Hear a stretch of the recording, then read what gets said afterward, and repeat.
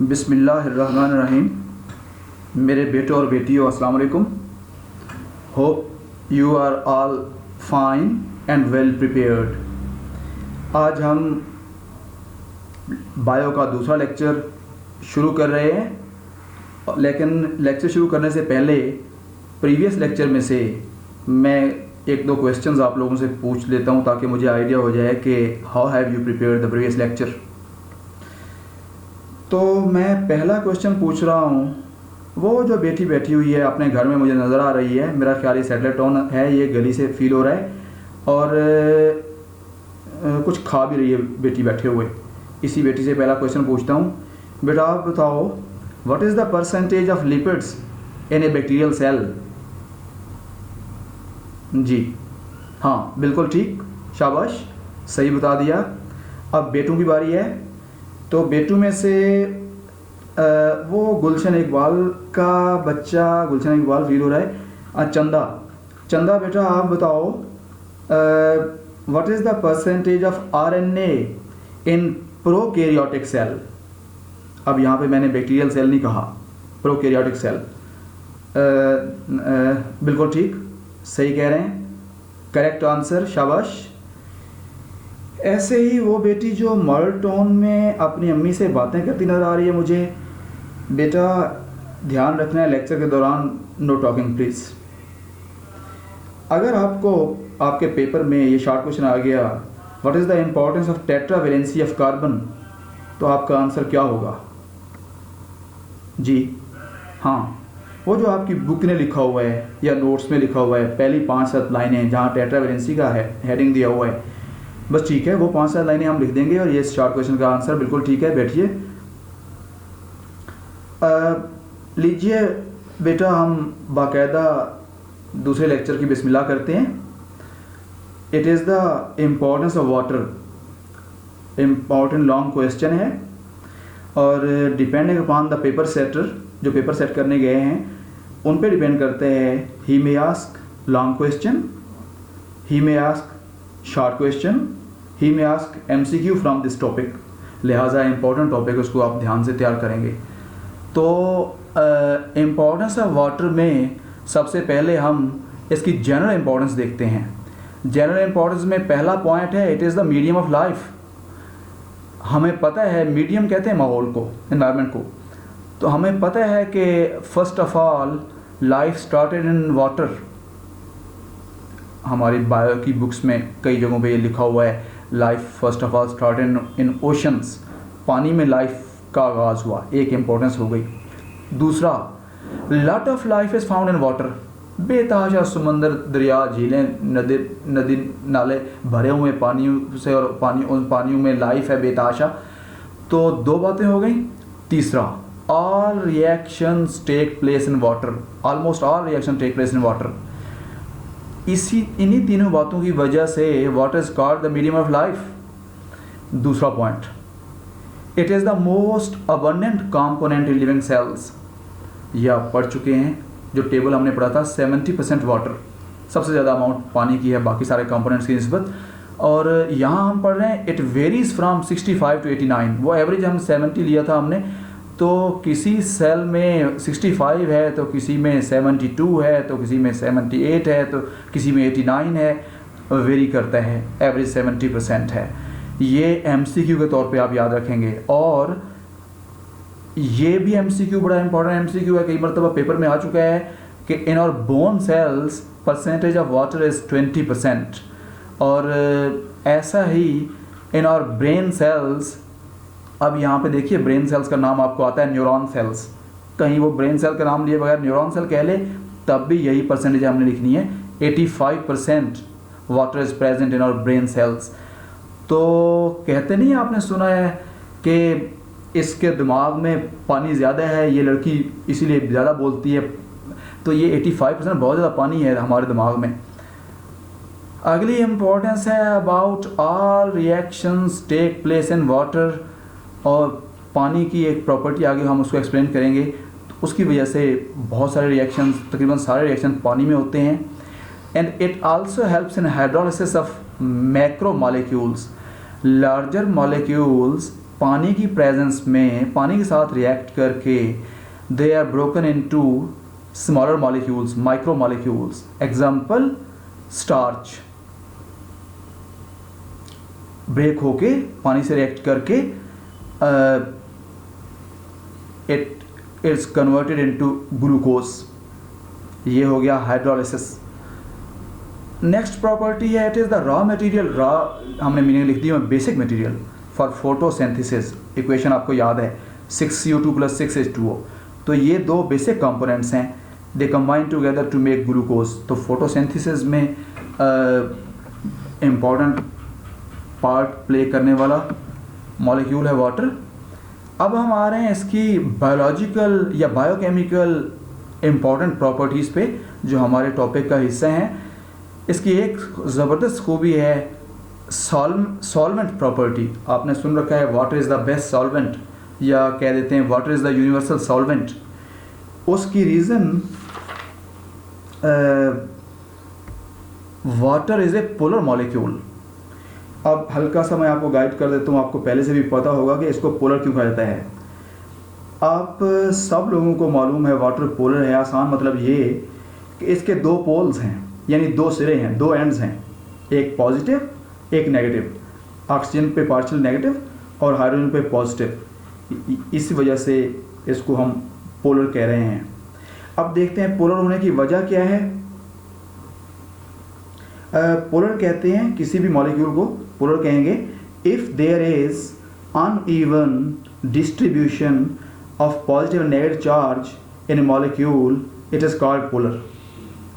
मतलब अगर अनइवन, गैर मसावी डिस्ट्रीब्यूशन है पॉजिटिव नेगेटिव चार्ज की, तो आपको पता है ना कि पानी में ऑक्सीजन पे नेगेटिव चार्ज है और हाइड्रोजन पे पॉजिटिव चार्ज है। ये अनइवन है, एक जैसा चार्ज नहीं है, गैर मसावी चार्ज है। लिहाजा पानी पोलर मॉलिक्यूल है। और ऑक्सीजन पे नेगेटिव चार्ज की वजह आपको ये भी मालूम है, ऑक्सीजन मोर इलेक्ट्रोनेगेटिव है, इसमें इलेक्ट्रॉन को अट्रैक्ट करने की पावर ज़्यादा है। लिहाजा इलेक्ट्रॉन अट्रैक्ट अपनी तरफ कर रहा होता है, तो इस पे नेगेटिव पार्शियल नेगेटिव चार्ज और हाइड्रोजन पे partial positive charge. That is why water is called polar molecule. अब इसकी इस खूबी की वजह से यहाँ देखना अपने टॉपिक में यहाँ पे हमने इसको पोलर मॉलिक्यूल के तौर पे शो किया हुआ है। इसकी इस पोलैरिटी की वजह से it is called excellent solvent for polar substances. आपको रूल केमिस्ट्री का रूल का आइडिया है, लाइक डिजॉल्व्स लाइक। ये पोलर है तो पोलर सब्सटेंसेस को बड़े अच्छे तरीके से डिज़ोल्व कर लेता है। मिसाल के तौर पे ये तीन बातें जो जिनमें से पहली बात मैं डिस्कस करने लगा हूँ, ये बड़ी इंपॉर्टेंट है। हम जब ये आएगा तो इसमें ज़रूर लिखनी है आपने। आयोनिक सब्सटेंसेस लाइक NaCl, यानी ऐसे सब्सटेंसेस जिनके आयंस बन जाते हैं, दे डिज़ोल्व ईजीली इन वाटर। क्या हुआ, वाटर के पॉजिटिव एंड ने NaCl के नेगेटिव एंड को अपनी तरफ अट्रैक्ट करना शुरू कर दिया और वाटर के नेगेटिव एंड ने इसके सोडियम पॉजिटिव एंड को अपनी तरफ अट्रैक्ट करना शुरू कर दिया। तो ये सोडियम क्लोराइड के आयंस सेपरेट हो गए, क्लोराइड एंड सेपरेट हो गया और सोडियम आयन सेपरेट हो गया, इजीली सेपरेट हो गए। अब क्या हुआ, वाटर मॉलिक्यूल ने इनको घेर लिया, इन आयंस को। ये वाटर मॉलिक्यूल, ये वाटर मॉलिक्यूल, ये वाटर मॉलिक्यूल, ये वाटर मॉलिक्यूल, ऐसा इधर सोडियम के। लेकिन इधर क्लोराइड पे नेगेटिव है तो वो जो पानी का पॉजिटिव एंड है हाइड्रोजन वाला, वो उस तरफ अट्रैक्ट हो रहा होता है, अपोजिट एंड्स। ऐसा ही सोडियम का पॉजिटिव एंड है तो वाटर का जो ऑक्सीजन वाला नेगेटिव एंड है वो उस तरफ अट्रैक्ट कर रहा होता है। तो ये वाटर मॉलिक्यूल्स ने सोडियम को घेर लिया, इधर क्लोराइड को घेर लिया। हम कहते हैं जी वो चीज़ डिज़ोल्व हो गई, क्योंकि घेर के अपने अंदर छुपा दिया, हम कहते हैं वो सॉल्युबल हो गई, डिज़ोल्व हो गई। तो ionic substances easily dissolve in water. Advantage, इसका बेनिफिट, फ़ायदा क्या है, आयंस जब बन जाएंगे they move and react easily in water. इसीलिए हम कहते हैं कि all reactions take place in aqueous environment, aqueous medium, पानी में रिएक्शंस हो रहे होते हैं। दूसरा पॉइंट हमने इस हेडिंग में जो डिस्कस करना है वो नॉन आयनिक सब्सटेंसेस हैं, ऐसी सब्सटेंसेस जिनके आयंस इजीली नहीं बन पाते। शुगर है, अल्कोहल है, लेकिन इन सब्सटेंसेस पे चार्ज ग्रुप को ना कोई मौजूद है, लाइक OH ग्रुप। इसकी वजह से दीज सब्सटेंसेस आर डिस्पर्स्ड, मतलब दे आर डिज़ॉल्व्ड। तो नॉन आयनिक सब्सटेंसेस भी डिज़ॉल्व हो जाती हैं पानी में, क्योंकि उनका जो नेगेटिव एंड है वो वाटर के पॉजिटिव एंड के साथ रिएक्ट कर रहा होता है और ये भी आसानी से डिज़ॉल्व हो जाते हैं। तीसरी बात हमने करनी है नॉन पोलर सब्सटेंसेस की। वाटर पोलर है और जो नॉन पोलर सब्सटेंस है लाइक फैट्स, आप अपने घर में आपको पहले से ही आइडिया एक्सपेरिमेंट कर सकते हैं। आप पानी के गिलास में ऑयल डाल दीजिए, वो अलग से तैर रहा होगा, पानी में डिज़ॉल्व नहीं होता। तो हम कह रहे हैं कि जो नॉन पोलर सब्सटेंसेस हैं they are insoluble in water, dissolve नहीं होते पानी में। इनसॉल्युबल होने का बेनिफिट क्या है? अल्लाह ताला ने जो हमारे सेल मेम्ब्रेन्स हैं या सेल के मुख्तलिफ कंपार्टमेंट, सेल के मुख्तलिफ ऑर्गेनल्स हैं, माइटोकॉन्ड्रिया है, राइबोसोम है, गोल्जी है, इनमें फैट्स रख दिए हुए हैं। सेल मेम्ब्रेन में या इन ऑर्गेनल्स की मेम्ब्रेन्स में फैट्स रख दिए हुए हैं। फैट से बनी हुई है, लिहाजा वो अपनी इंटीग्रिटी, अपना वजूद बरकरार रख पाती है, क्योंकि पानी सेल के अंदर भी है, सेल के बाहर भी है। अगर ये फैट से ना बनी हुई होती तो वो डिज़ॉल्व हो जाती और सेल अपना वजूद बरकरार ना रख पाता। ये हो गया इस हेडिंग, पहले हेडिंग का लास्ट पॉइंट। अब हम अगला हेडिंग डिस्कस कर रहे हैं वाटर का, हीट कैपेसिटी। हीट कैपेसिटी को हम आसान सेंस में उर्दू में पहले डिस्कस कर लेते हैं एक आधी लाइन में, कि पानी में अल्लाह ने एक कैपेसिटी रखी है कि बहुत सारे हीट को ऑब्जॉर्व कर लेते हैं, लेकिन वो ख़ुद उसमें मिनिमम चेंज आती है उसके टेम्परेचर में, यानी इतना जल्दी गर्म नहीं होता जितनी कि हीट उसने ऑब्जॉर्व की हुई है। This is called heat capacity of water. और आपको पता है कि हीट को मेजर करने का यूनिट है कैलोरी या किलो कैलोरी। तो यहाँ पे हम इसकी specific heat capacity of water को, ये छोटी सी एक डेफिनेशन आपकी बुक ने दी हुई है, एज सच जो बुक ने या नोट्स में लिखी हुई है उसको आप याद कर लेंगे। क्या है what is specific heat capacity of water? It is the number of calories required to raise the temperature of water from 15 to 16 degree Celsius। तो ये 15 to 16 स्टैंडर्ड के तौर पे हमने लिया है। मतलब ये है कि वो हीट जो 1 ग्राम पानी का टेम्परेचर 15 to 16 तक ले जाने में चाहिए, वो कहलाएगी specific heat capacity of water, and it is 1। ये 1 है। अब इसका कंपैरिजन करते हैं। पानी की अल्लाह ने स्पेसिफिक हीट कैपेसिटी रखी है 1।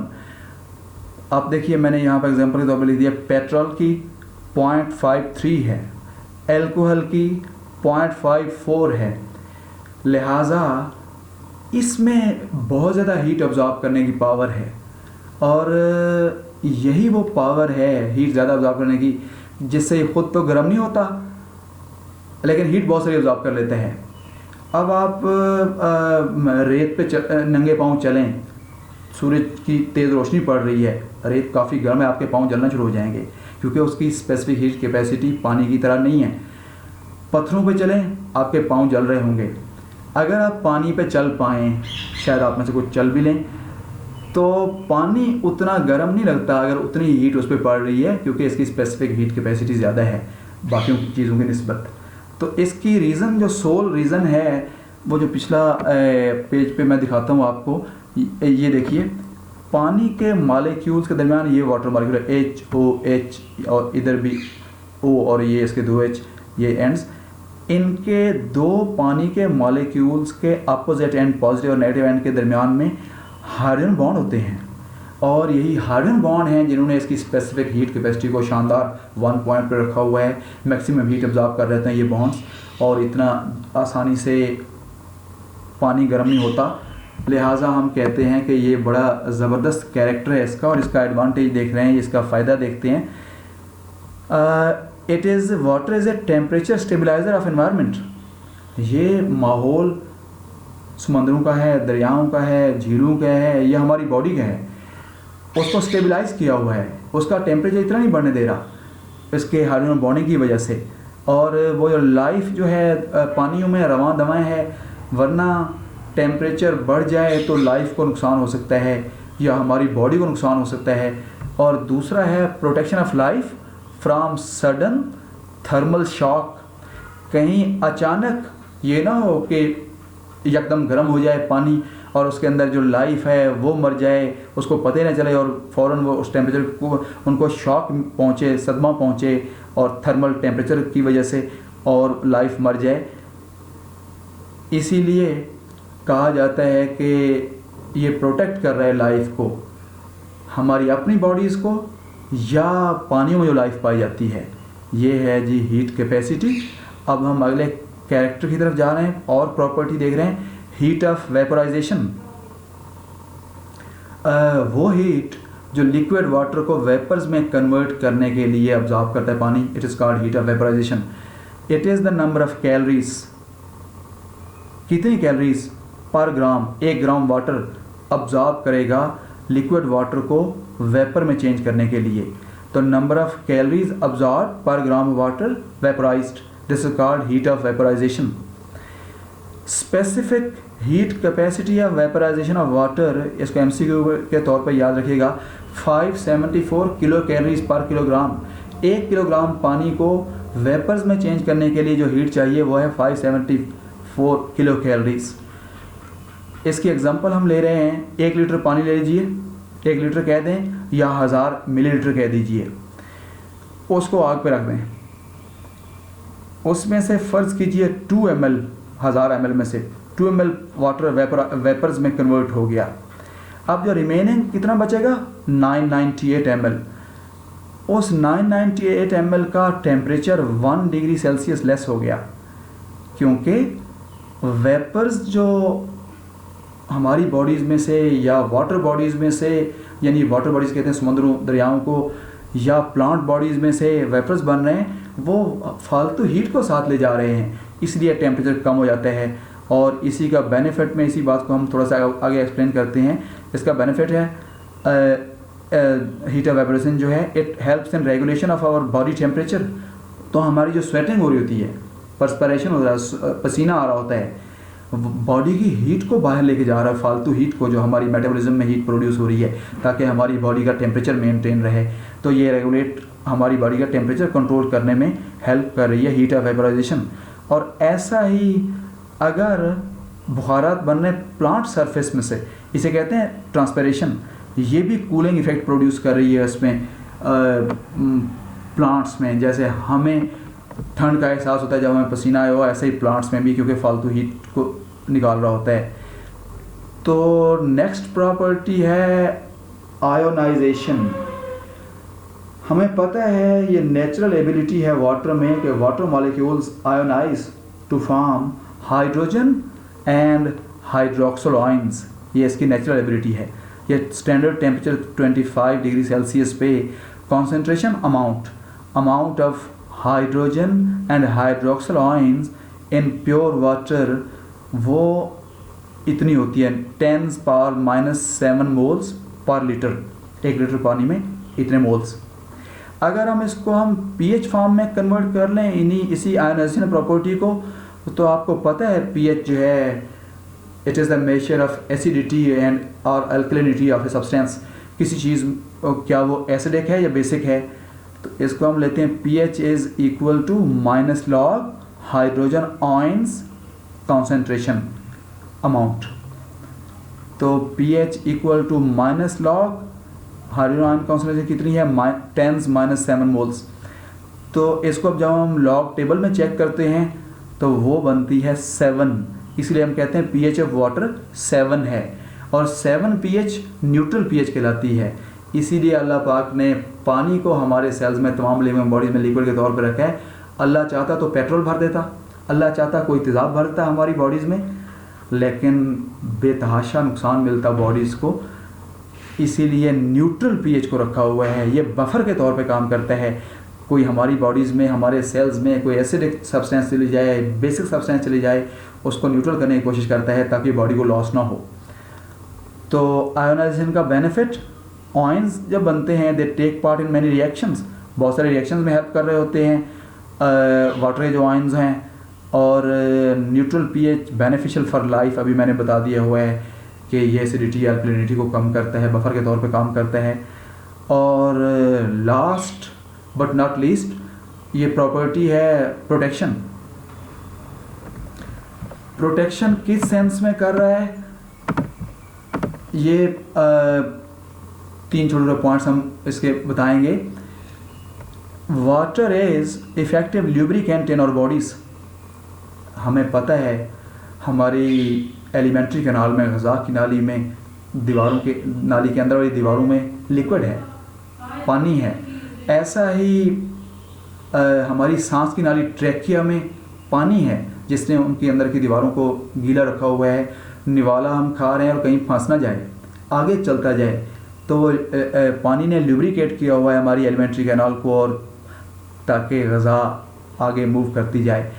ऐसा ही सांस, जो गैस के मॉलिक्यूल जा रहे होते हैं हमारी सांस की नाली में, आसानी से डिफ्यूज़ कर जाते हैं ल्यूब्रिकेटेड सरफेस अगर होती है, पानी है अगर वहाँ पे। तो दूसरा इसका बेनिफिट है टीयर्स जो हैं पानी है, इसमें साल्ट्स भी हैं, पानी है जो प्रोटेक्ट कर रहा है फ्रिक्शन से।